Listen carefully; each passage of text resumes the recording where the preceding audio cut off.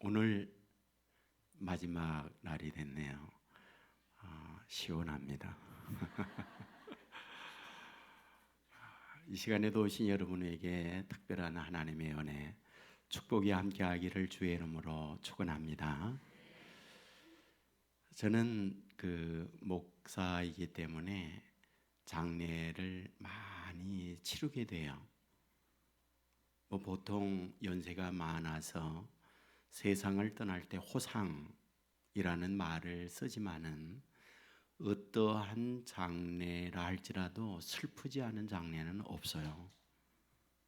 그런데 그런 슬픈 장례 중에서도 기억이 남는 참 아프다 그런 장례들도 치르게 돼요. 그 가운데 하나를 여러분에게 소개해 드리면 80이 넘으신 분인데 아들이 세상을 떠나서 장례를 치르게 됐어요.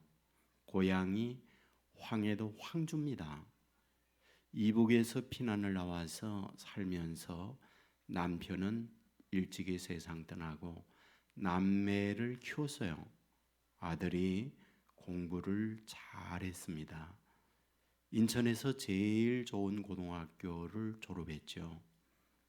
그런데 딸 아이는 행방불명이 돼서 어디에 무엇을 하는지 소식이 10년 이상 오지 않는 아픔을 갖고 있는 그런 분이었어요.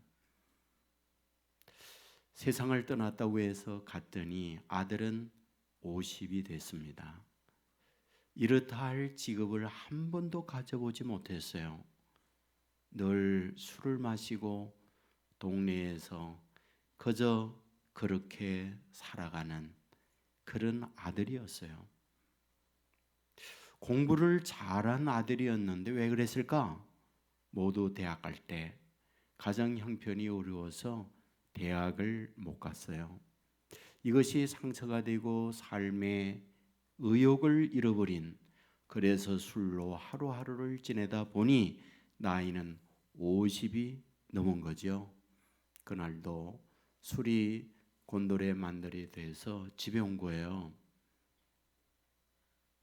그 댁은 옛날 부평은 조병창이 있었습니다. 부평에 오래 산 분은 알지만은 미군 부대라든지 그 앞에 있는 군인 부대, 지금은 공원으로 바뀌어진 이 일대가 미시부시라고 하는 일본 군수 공장이 여기에 있었어요. 여기에서 일하는 근로자들을 위한 주택이 있었는데 그 주택의 동네 이름을 다다구미라고 했어요. 나중에 그 동네를 평화촌이라는 이름으로 바꿨었죠. 그 주택 구조라고 하는 것은 아주 열악합니다. 부엌 하나, 방 하나예요.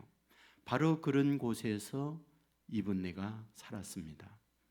화장실 공중 화장실이에요. 수도 밖에 있는 수도를 이용해요.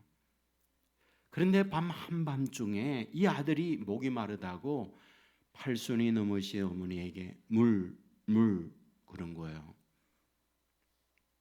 어머니가 그 아들에 대한 상처가 많잖아요.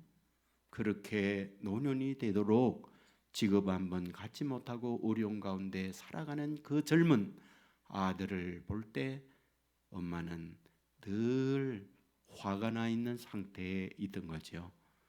그러니까 밀가루 싫으니까 내가 물 먹어라. 그리고 물 떠다 주지 않았어요. 그때는 한겨울이었습니다. 바닥이 꽁꽁 얼 때예요. 그런데 아침에 눈을 떴더니 아들이 이상이 있는 거예요. 119를 통해서 성모병원에 갔습니다. 깨어나지 못하고 세상 떠났어요. 그 장례를 치를 때에 그 집사님이 그렇게 우셔요. 내 아들 나 때문에 죽었다고. 물 떠다 주었으면 죽지 않았을 걸. 그 물 떠다 주지 않아서 내 아들이 죽었다고. 그 슬픈 장례를 치렀어요. 혼자 남았습니다. 살 길이 없죠. 그래서 저 멀리 있는 양로원으로 들어가게 됐어요. 들어가기 전 제가 신방을 갔습니다. 그랬더니 저에게 다락방에서 이만한 보따리 하나를 갖다 놓아요. 그 보따리를 저에게 주면서 하는 말, 이것은 제 북한 황조에 제가 살 때 갖고 있던 우리 땅 문서입니다 하고 내놓는 거예요. 나중에 들은 이야기지만은 어마어마한 땅이 지주였어요. 그렇게 부자였던 그분이 일제 저 북한이 공산화가 되어지면서 이남으로 그 땅 문서를 보따리를 싸고 내려온 거예요. 남편은 그 화에 의해서 세상을 떠나고 만 거죠. 자, 그런데 그분이 양로원으로 가면서 그 모든 것들을 저에게다가 주는데 제가 그걸 어떻게 받습니까? 그래서 얘기를 했어요. 제가 받을 수는 없고, 가장 가까운 일가나 친척이 있습니까? 그랬더니 팔촌이 한 분 계시대요.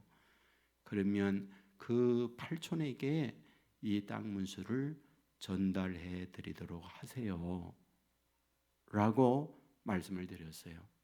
저는 그분을 가만히 이렇게 생각해 보면 이제 아들은 세상 떠나고 딸은 행방불명이 되고 자신은 노년이 돼서 언제 죽을지 모르는 상황 속에 어쩌면 북한에 있는 어마어마한 그 재산의 가치라고 할 수 있는 땅 문서,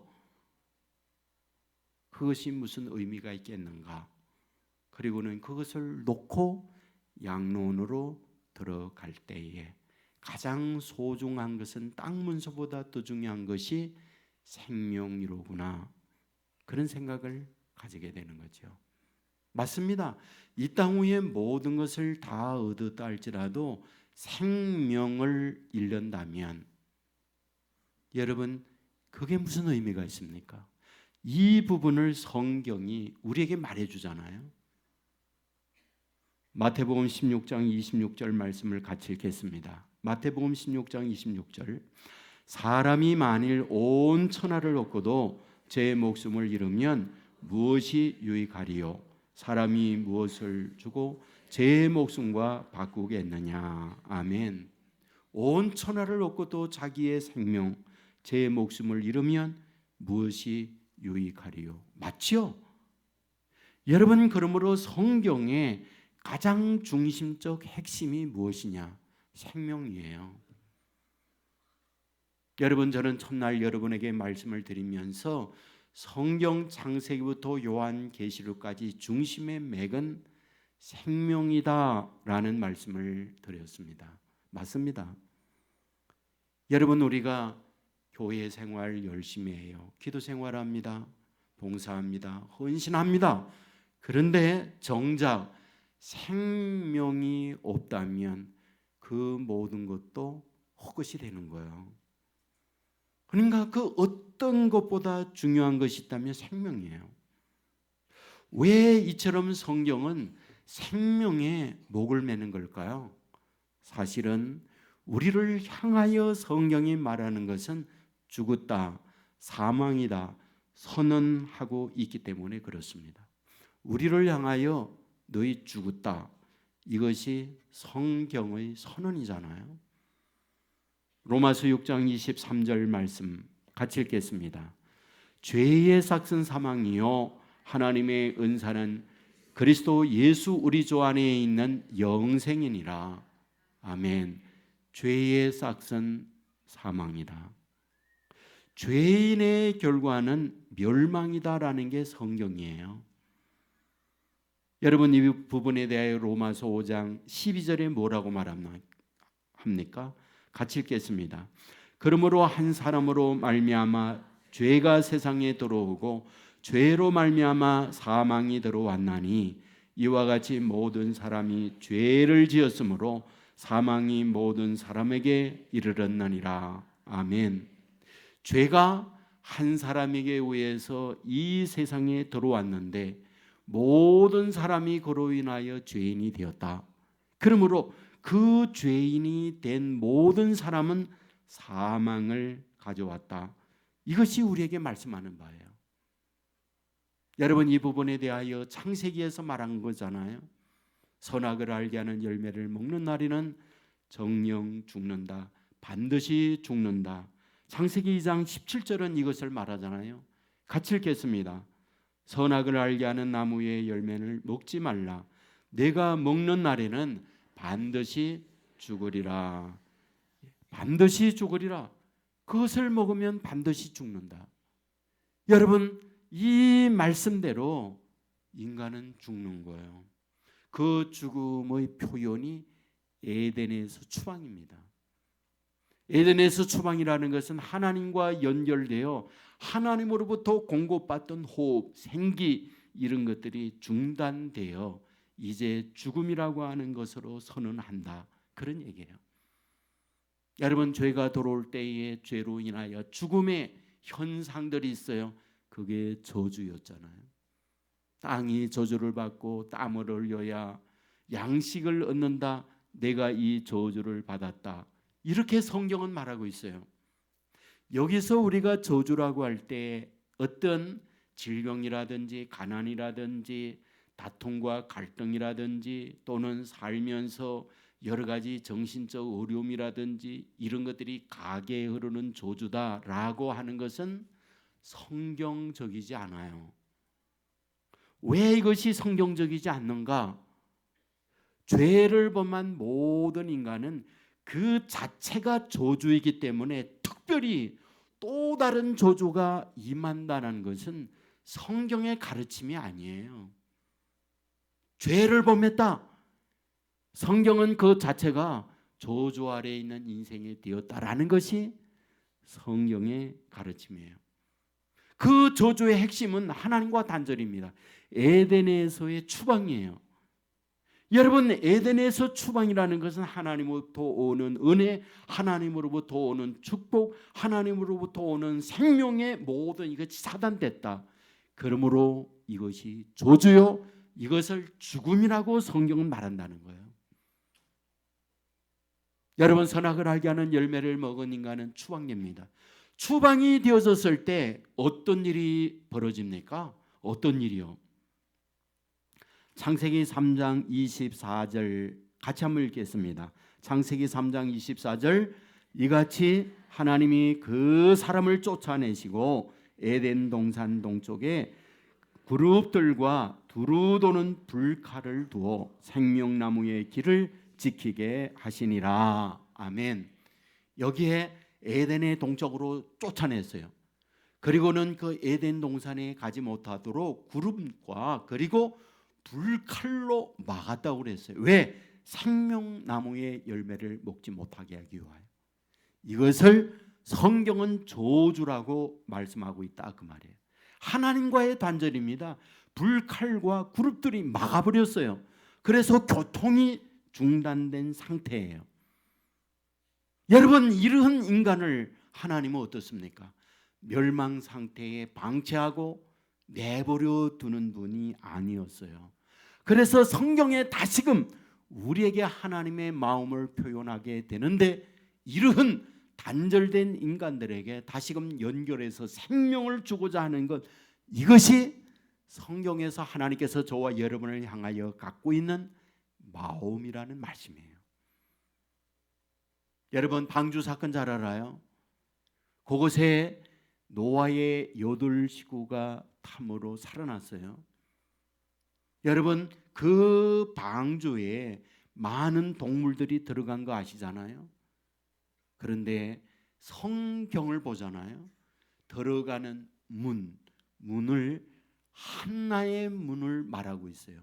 여러 개의 문을 말하고 있지 않아요. 유일하게 한 문을 말하고 있어요. 그 문을 들어간 노아의 8 식구는 생명을 얻었어요. 그렇다면 여기서 말하고 있는 문은 누구를 말하는 겁니까? 내가 곧 문이라고 하는 예수 그리스도를 말씀하려고 성경은 그렇게 기록하는 거예요. 여러분, 그것으로만 말하지 않고 구약에 나와 있는 여러 말씀들을 다 누구냐? 예수 그리스도의 그림자라고 말하고 있어요. 히브리서 10장 1절 말씀 같이 읽겠습니다. 히브리서 10장 1절 율법은 장차 올 좋은 일의 그림자일 뿐이요 참 형상이 아니므로 해마다 늘 드리는 같은 제사로는 나오는 자들을 언제나 온전하게 할 수 없느니라. 아멘. 여러분, 구약에 있는 모든 것은 그림자라는 거예요. 무엇에 대한 그림자일까요? 예수 그리스도의 그림자라는 거예요. 방주도 그림자요, 성막도 그림자요, 요단강도 그림자요. 이 모든 것들이 다 그림자라는 거예요. 여러분, 요한복음 5장 35절에서 예수님께서 하신 말씀이에요. 읽어보겠습니다.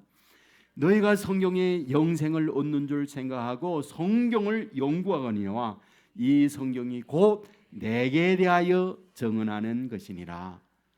구원 얻기 위하여 생명을 얻기 위하여 열심히 성경 연구하지만 사실은 그 성경은 내게 대하여 말한다. 예수 그리스도 없이 생명은 없다. 영생은 없다. 예수님 자신이 이 말씀을 하는 거예요. 여러분, 부활하고 난 이후에 엠마오로 가는 두 제자들과 말씀한 내용 기억하시죠? 누가복음 24장 44절 말씀 같이 읽겠습니다.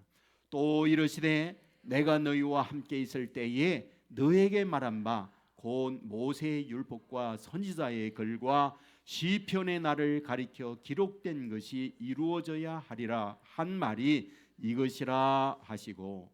아멘. 여기에 모세의 율법, 선지자의 글, 시편, 구약에 있는 모든 것을 말하는 거죠. 모두 다 나를 가리키는 거다. 여러분, 예수 그리스도를 가리키는 것이 성경이에요. 그렇다면 예수 그리스도의 무엇을 말씀하려는 겁니까? 예수 그리스도의 무엇? 성경에 있는 모든 것들이 예수 그리스도를 말씀하려고 한다면 예수 그리스도의 무엇을 말씀하려는 겁니까? 물론 오셔서 기적을 행합니다. 병든 자를 살립니다. 수많은 능력으로 물이 포도주 되게 하거나 보리떡 5개 물고기 2마리로 5,000명을 먹이기도 합니다. 풍랑이는 바다 잔잔케 하기도 합니다. 이런 수많은 기적과 능력을 행하세요.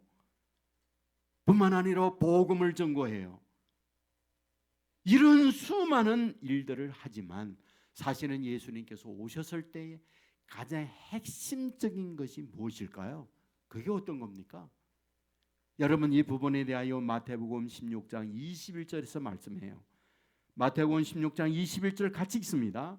이때부터 예수 그리스도께서 자기가 예루살렘에 올라가 장로들과 대제사장들과 서기관들과 많은 고난을 받고 죽임을 당하고 제3일에 살아나야 할 것을 제자들에게 비로소 나타내시니. 아멘.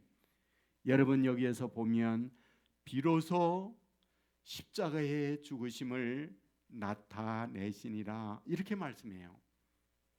비로소 십자가의 죽으심에 대하여 나타냈다. 이 의미가 뭘까요? 자신이 이 땅 위에 올 때에 이 부분을 말하기 위하여 가슴 깊은 곳에 품고 있다가 어떤 계기가 됐을 때 비로소 숨겨져 있는 비밀을 말한다는 거예요. 그게 십자가의 죽으심이라고 말씀하고 있어요. 여러분, 예수님께서 삶의 시간표를 갖고 있어요. 그런데 그 시간표의 마지막 화인할 꼴이 뭐예요? 그게 십자가예요. 여러분, 요한복음 2장 4절 말씀을 읽겠습니다. 요한복음 2장 4절 예수께서 이르시되 여자여 나와 무슨 상관이 있나이까? 내 때가 아직 이르지 아니하였나이다. 여러분, 가나 혼인잔치에 가서 물이 포도주 되게 하는 기적을 행할 그때에 예수님께서 자기 어머님에게 한 말이에요. 연회에 포도주가 떨어졌다. 그럴 때 예수님께서 하신 말씀, 내 때가 아직 이르지 아니했다. 그 말씀이에요. 그 때가 언제입니까? 무슨 때입니까? 이 때에 대하여 여러 차례 말씀합니다. 요한복음 7장 8절 말씀 같이 읽습니다. 너희는 명절에 올라가라. 내 때가 아직 차지 못하였으니 나는 이 명절에 아직 올라가지 아니하노라. 내 때가 아직 안 됐기 때문에 나는 명절에 올라가지 않겠다. 때가 안 됐다. 하지만 그 뒤에 보면 때가 됐다고 말해요. 요한복음 12장 23절, 요한복음 12장 23절, 예수께서 대답하여 이르시되 인자가 영광을 얻을 때가 왔도다. 때가 왔다고 말해요.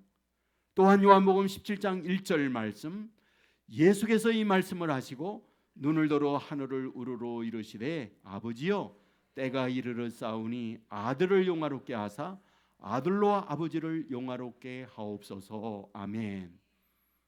아버지여 때가 이르렀습니다. 아버지여 때가 이르렀습니다. 그렇다면 그 때가 어떤 때입니까?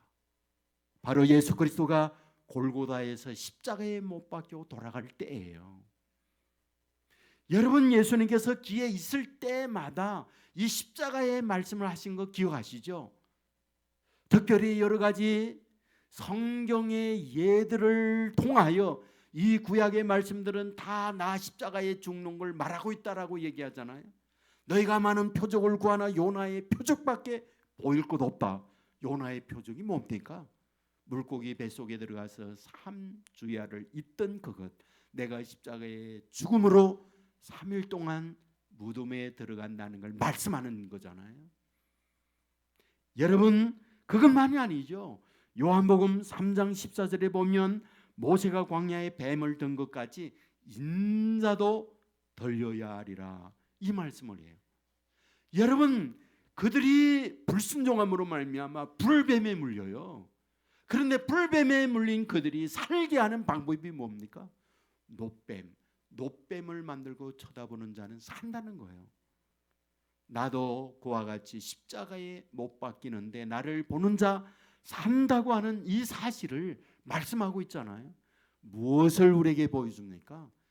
구약에 나와 있는 모든 것도 내가 이 땅에 와서 십자가의 죽으심에 대한 미리 예언했던 말씀들이야 라고 예수님이 구약을 들어서 말씀하는 거예요.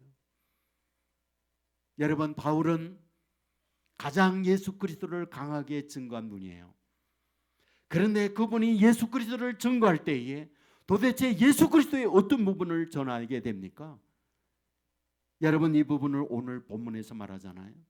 본문 말씀 고린도전서 2장 1절 2절 우리 같이 한번 읽어보겠습니다. 형제들아, 내가 너에게 나아가 하나님의 증거를 전할 때에 말과 지혜의 아름다운 것으로 아니하였나니 내가 너희 중에서 예수 그리스도와 그가 십자가에 못 박히신 것 외에는 아무것도 알지 아니하기로 작정하였습니다. 아멘. 여러분, 여기서 분명히 말하잖아요. 나 예수 그리스도 십자가 외에 알지 아니하기로 작정했다. 십자가 외에 다른 거 증거하지 않기로 했다.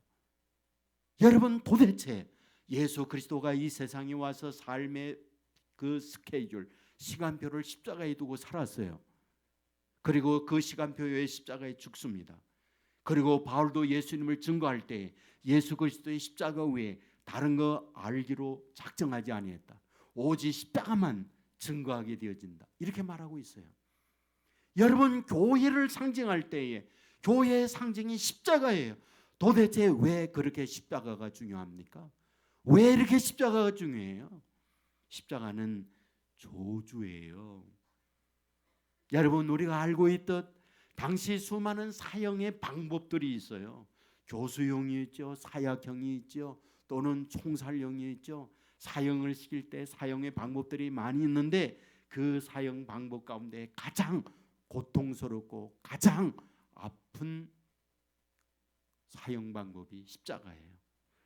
사람을 생채로 나무에 못을 박아서 그 고통을 겪고 피가 흘리고 그러다가 죽게 만드는 사형 방법이니까 이 얼마나 큰 저주입니까? 그래서 십자가는 저주예요. 여러분, 이 부분에 대하여 우리 신명기 21장 23절에서 말씀하잖아요. 우리 신명기 21장 23절 말씀 우리 같이 읽겠습니다.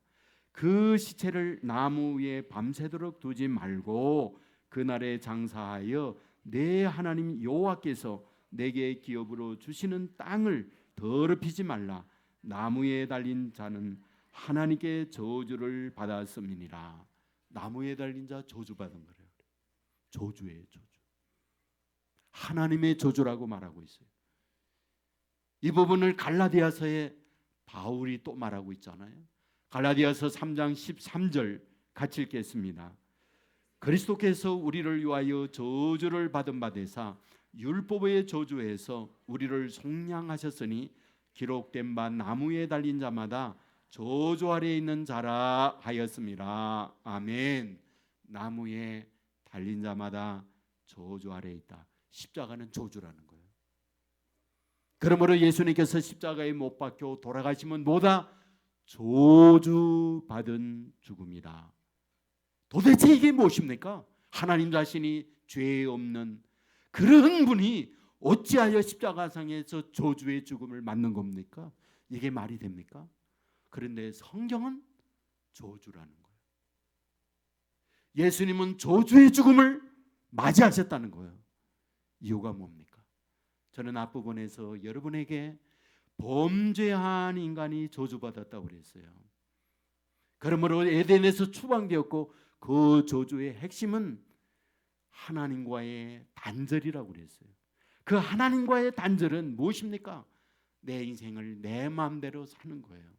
내가 주인이 돼서 내 하고 싶은 대로, 내 가고 싶은 대로, 먹고 싶은 대로, 말하고 싶은 대로 살아가는 그것이 바로 저주의 삶의 모습이라는 거예요. 여러분, 그러므로 이 땅 위에서 수많은 갈등, 수많은 스트레스, 수많은 아픔 가운데 지내요. 그것이 저주의 인생이에요. 그런데 십자가상에서 예수님께서 저주를 받으셨다. 뭐다? 저와 여러분의 저주를 우리 주님이 십자가상에서 대신 받는 저주였다. 이것이 십자가의 저주였다는 거예요. 그 예수 그리스도의 저주는 저와 여러분을 위한 대신 받으신 저주가 십자가의 죽으심이었다. 이것이 성경에서 우리에게 말씀하는 내용이에요. 믿으시기를 주의 이름으로 축원합니다. 여러분, 그러므로 저와 여러분에게 저주의 멸망에서 다시금 생명을 주기 위하여 이 십자가에 예수님은 죽고 있다는 거예요. 그래서 이 십자가가 그토록 생명을 저와 여러분에게 주기 위하여 그 안타까운 마음을 가지고 이 땅에 와서 그 십자가의 시간표를 정하고 삶을 사셨다는 것을 말씀하고 있어요. 여러분, 저주를 주님이 대신 받으신 거로 끝인가요? 아니에요. 이 땅 위에 일어나는 모든 것들을 종결짓는, 끝내는 이 의미가 십자가입니다. 이 부분에 대하여 요한복음 19장 30절에 말해요. 같이 읽겠습니다. 요한복음 19장 30절. 예수께서 심포도주를 받으신 후에 이르시되 다 이루었다 하시고 머리를 숙이니 영원히 떠나가시니라. 이게 예수님이 마지막 십자가상에서 다 이루었다 이 말씀을 해요. 뭘 다 이룹니까? 어떤 걸 다 이루십니까? 저와 여러분의 범죄한 죄악을 그 십자가상에서 다 속량했다. 깨끗하게 다 내가 대신 벌받았다. 그게 다 이루었다는 거예요. 여러분, 그것만이 다 이루었다는 말입니까? 그렇지 않아요. 우리가 수많은 갈등, 아픔, 그래서 내 안에 증오와 미움 이런 것까지 다 끝내 주었다. 그게 다 이루었다는 거예요. 여러분, 이 부분을 에베소서 2장 6절에서 말합니다. 같이 읽겠습니다. 에베소서 2장 16절. 또 십자가로 이 둘을 한 몸으로 하나님과 화목하게 하려 하심이라. 원수된 것을 십자가로 소멸하시고. 아멘. 십자가가 무엇이냐? 원수된 것 소멸하고 십자가가 다리가 되어서 하나님과 연결되고 너와 화목해 하는 그것이 십자가다. 그동안 삶의 갈등, 아픔 이 모든 것들이 십자가에서 다 화목으로 이루어 주셨다. 이게 성경의 선언이에요. 그것만이 아니죠. 마태복음 8장 17절 말씀 한번 읽어보겠습니다. 마태복음 8장 17절. 이는 선지자 이사야를 통하여 하신 말씀에 우리의 연약한 것을 친히 담당하시고 병을 짊어지셨도다 함을 이루려 하심이더라. 아멘. 여러분 담당하세요. 십자가상에서. 그런데 죄를 담당하는 것만이 아니라 뭐까지? 병도 짊어지셨다. 병도 짊어지셨다.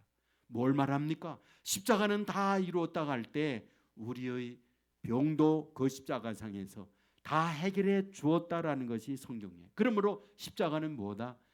끝냄의 자리에 끝냅니다. 이 땅 위에 수많은 고통, 그 죄의 저주로 말미암아 겪게 되어지는 모든 것이 예수 그리스도가 십자가를 짐으로 거기에서 다 끝내주었다. 다 이루어졌다. 여러분 이 사실 그대로 말씀한 그대로 믿으시기를 주의 이름으로 축원합니다. 여러분 그렇게 끝내는 것만이 아니에요. 십자가는 새로운 시작이에요. 새로운 열림을 말하고 있어요. 무엇이 열립니까? 앞부분에서 말씀했어요. 여러분 에덴에서 추방되고 난 이후에 불칼이 그리고 그룹들이 에덴에 못 들어가도록 생명나무가 있는 곳에 가지 못하도록 가로막았다고 말했어요. 단절이에요. 저주예요. 여러분 그런데 어떻습니까? 이 부분에 대하여 어떻게 해결합니까? 마태복음 27장 51절에 보면 이런 기록이 있어요. 같이 읽겠습니다. 이에 성소 휘장이 위로부터 아래까지 찢어져 둘이 되고 땅이 진동하며 바위가 터지고. 아멘. 여기에 예수님께서 십자가에 못 박혀 돌아가는데 성소의 휘장이 위로부터 아래로 찢어졌다. 이렇게 말씀해요. 이 부분은 여러분 성경의 성전과 성막에 대한 부분을 이해하면 돼요. 여러분 성전에 보면 이 밖에 성소가 있어서 여기에는 떡 진설병이 있고 아무나 늘 매일과 같이 제사장이 들어가서 그 일을 해요. 그러나 안에 있는 지성소는 대제사장이 1년에 한 번만 딱 들어갑니다. 여러분 그 지성소에 뭐가 있죠? 법궤가 있죠. 뭐가 있나요? 아론의 쌍난 지팡이가 있죠. 또 그곳에 뭐가 있나요? 만나 항아리가 있죠. 여러분 이것은 무엇을 의미하는 걸까요? 하나님의 법궤가 있어요. 아론의 쌍난 지팡이가 있어요. 만나 항아리가 있어요. 무엇을 상징하는 거죠? 하나님의 임재, 살아계신 하나님이 그 안에 계시다라는 의미예요. 그런데 아무 때나 하나님을 만날 수 있는 게 아니라 1년에 한 번 대제사장이 어떻게? 양의 피를 가지고 들어가서 그 피뿌림으로 한 번 그 안에서 만남을 갖게 하는 거예요. 그런데 이 성소와 성막을 가로막고 있는 거 있어요. 그게 휘장이에요. 휘장. 그 가로막고 있는 휘장이 있어요. 근데 예수님께서 십자가에 못 박혀 돌아갈 때 그 휘장이 찢어지는데 아래에서 찢은 게 아니라 위에서 찢어졌다는 거예요. 우연입니까? 어쩌다가 기록을 하는 것입니까? 아니에요. 그 십자가 사건이라는 것은 무엇이냐? 예수 그리스도의 피가 이제는 언제나 그 하나님을 자유로이 만날 수 있도록 그 휘장을 하나님이 찢어 주었다. 이것을 말씀하는 거예요. 여러분 앞부분에서 선악을 알게 하는 열매를 먹음으로 에덴에서 추방됐어요. 불칼과 그룹들이 가로막았어요. 갈 수가 없어요. 그런데 그것이 찢어짐과 함께 예수 그리스도로 말미암아 이제는 뭐하다? 하나님을 직접 만나고 하나님과 교제할 수 있는 길이 열려졌다. 이것이 성경이에요. 여러분 히브리서 10장 20절 말씀 다시 한번 읽겠습니다. 히브리서 10장 20절 말씀. 그 길은 우리를 위하여 휘장 가운데로 열어놓으신 새로운 살 길이요 휘장은 곧 그의 육체니라. 아멘. 휘장이 찢어지면서 갈라놓았어요. 그런데 그 휘장은 뭐다? 곧 육체다. 누구예요? 예수 그리스도의 몸이라는 거예요. 예수 그리스도의 몸이 찢겨지면서 그 휘장이 갈라지고 그 안에 있는 살아계신 하나님과 직접적 교통을 이루는 축복이 이루어졌다. 이것을 말씀하는 거예요. 이제 예수 그리스도의 십자가가 왜 이렇게 중요하냐? 하나님과 직접 만나 하나님과 열려지는 그 길이기 때문에 십자가가 그렇게 중요하다. 하나님과 열려 하나님과 만나게 되어진다는 게 뭐다? 앞부분에 말했어요. 저주의 삶, 하나님과의 모든 관계가 끊어져서 생명을 잃은 사망의 삶이었다는 거예요. 그런데 이제 휘장이 끊어지고 하나님과 연결되어졌다. 다시금 생명을 얻는 자가 되어졌다. 무엇으로? 십자가로 말미암아. 그래서 이 십자가는 그렇게 중요하다. 여러분, 십자가는 생명입니다. 그러므로 십자가 외에 나 다른 걸 알기를 원치 않았고 십자가 외에 다른 것 전하지 않기로 했다. 왜? 이 십자가야말로 생명을 얻는 길이기 때문에 그러했다. 십자가로 인하여 저와 여러분의 생명을 얻는 축복이 있기를 주의 이름으로 축원합니다. 십자가를 붙들고 가면 그 십자가로 하나님을 만나요. 연결되어져요. 하나님과 연결되어지면 하나님에게는 무궁무진한 모든 걸 갖고 계시는 분이에요. 병이 있나요? 십자가로 질병이 떠나가는 역사가 나타나요. 우리의 마음이 힘들고 어려운가요? 예수 그리스도의 십자가로 말미암아 하나님으로부터 위로 놓는 능력, 위로 능력 없는 담대함을 얻게 되는 거예요. 수많은 고민과 갈등이 있나요? 하나님과 연결되어지면 그 하나님의 십자가 안에서 모든 것이 평화로 바뀌어지는 거예요. 수많은 갈등과 아픔이 우리에게 있나요? 생명의 주는 십자가를 이어지게 되어질 때에 가정의 모든 다툼 갈등 다 사라지고 마음의 평화를 허락해 준다고 하는 것 믿으시기를 주의 이름으로 축원합니다. 이게 하나님과 만남의 십자가고 생명을 잇는 것이 십자가라. 여러분, 이것을 굳게 믿고 십자가 안에서 하나님과 연결되어서 이런 생명의 은혜를 잇는 저와 여러분의 삶이 되기를 주의 이름으로 축원합니다. 제가 종종 소개해드렸던 강용우 박사님을 다시 여러분에게 말씀을 드리고 싶어요. 여러분, 이분은 부시 행정부 때에 장애 담당 차관보 대한민국인으로 가장 높은 자리에 올라간 분이었잖아요. 그분 알아요. 시각 장애인이었다고 하는 것. 여러분, 그분의 고향이 경기도 양풍입니다. 아버지가 일찍 세상 떠나고 어머니와 4남매 살았어요. 중3 때 강용우 박사님이 운동장에서 공차기 하다가 공이 눈에 맞았는데 그 일로 실명이 되잖아요. 눈을 잃게 돼요. 여기에 쏟고 받고 어머니가 세상 떠납니다. 누나 있었고 아래 남동생, 여동생이 있었어요.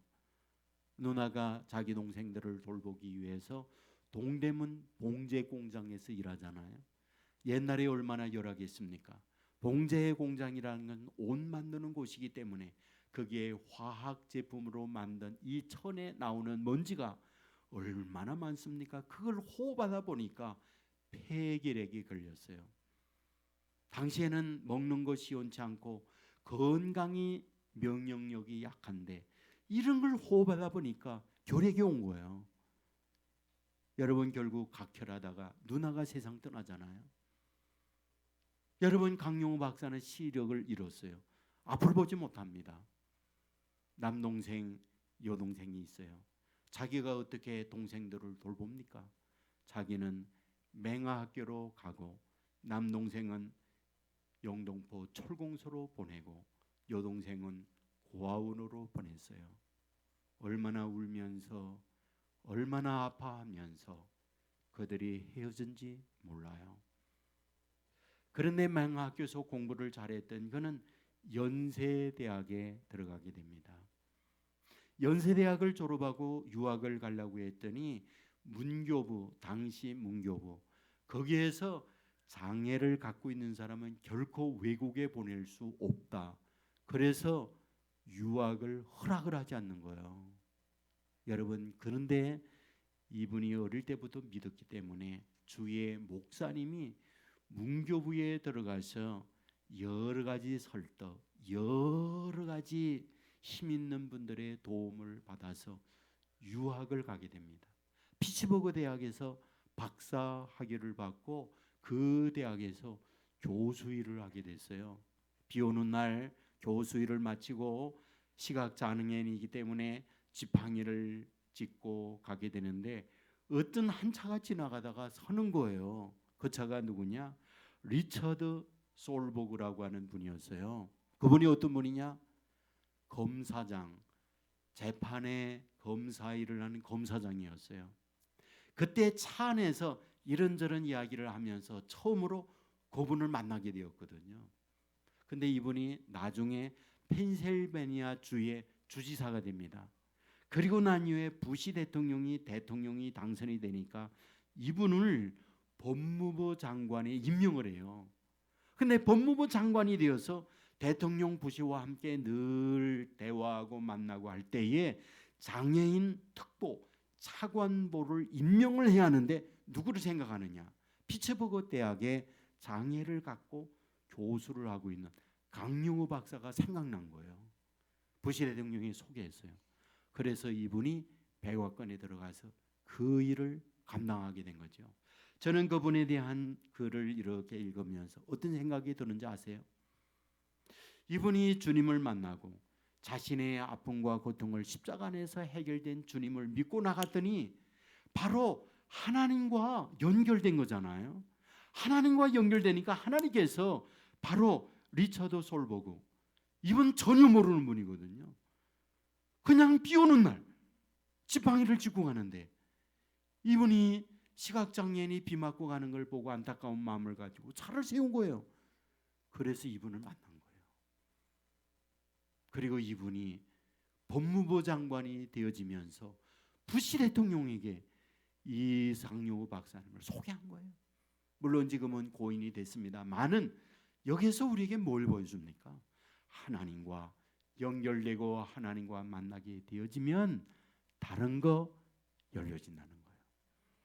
여러분, 십자가는 주님을 통하여 하나님과 만나는 자리예요. 막혀있는 하나님과의 길이 열려지는 거예요. 하나님과 길이 열려진다는 것은 단순히 하나님과 연결된 고리만 되어지는 게 아니라 그분으로 인하여 세상에 막혀있는 새로운 미래가 열려진다는 것을 우리에게 말씀해 주는 거예요. 여러분, 예수 그리스도 십자가 안에서 이런 인생의 길이 열려지기를 주의 이름으로 축원합니다. 이것을 믿어야 돼요. 저와 여러분에게 말씀한 그것을 아멘으로 받고 그렇다고 여기고 받아들이고 나가게 될 때에 믿는 대로 되어지는 은혜를 저와 여러분에게 줍니다. 그러므로 십자가 생명 얻고 그로 인하여 모든 저주권 내고 동시에 우리 하나님과 관계가 이어지고 새로운 일이 열려지는 이 은혜가 십자가로 인하여 저와 여러분에게 주어지기를 주님의 이름으로 축원합니다. 우리 모두 자리에서 일어나겠습니다.